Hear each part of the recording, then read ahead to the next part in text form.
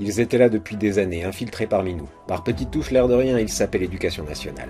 Une réforme par-ci, l'introduction d'un jargon techno pour cacher leurs vraies intentions par là, ils tissaient lentement leur toile. Leur stratégie, un entrisme dissimulé derrière des antiphrases qui sonnent positivement aux oreilles des profanes. Bienveillance, autonomie, confiance. Leurs objectifs, vider les enseignements de tout contenu, de tout savoir, en faire des coquilles vides au service de compétences et surtout les rendre de moins en moins importants pour les remplacer par des dispositifs, des comités, des réunions, des conseils.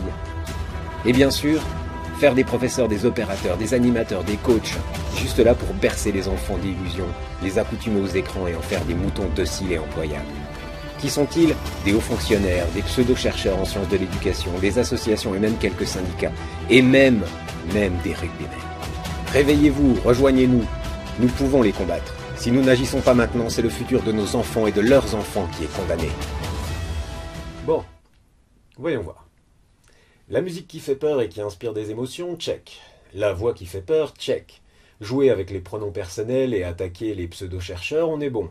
Culpabiliser celui qui ne serait pas d'accord en parlant des enfants et du futur, le tout avec un titre bien vendeur et trompeur, parfait, on a bien notre théorie du complot, votre cerveau est prêt à m'écouter, on va pouvoir démarrer.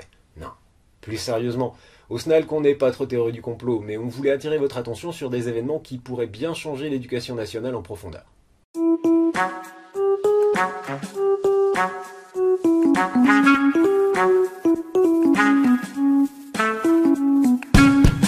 Bonjour à toutes et à tous et bienvenue sur la chaîne YouTube du SNALC. Aujourd'hui nous voulions faire un petit épisode spécial parce qu'il y a pas mal de choses qui se jouent en ce moment.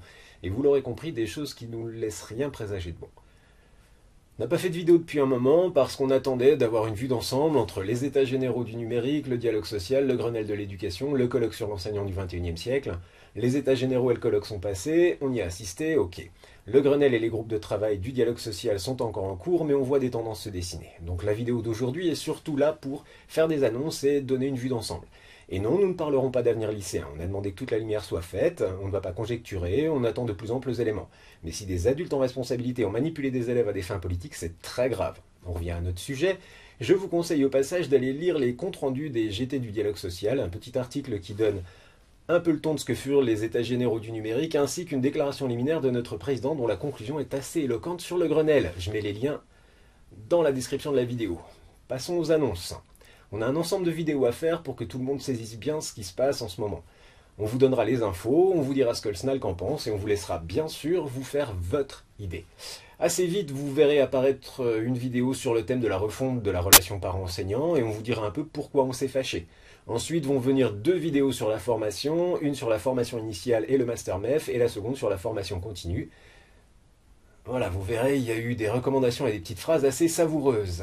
On continuera avec 2 choses que des gens au ministère semblent bien vouloir imposer, les collectifs de travail et le numérique.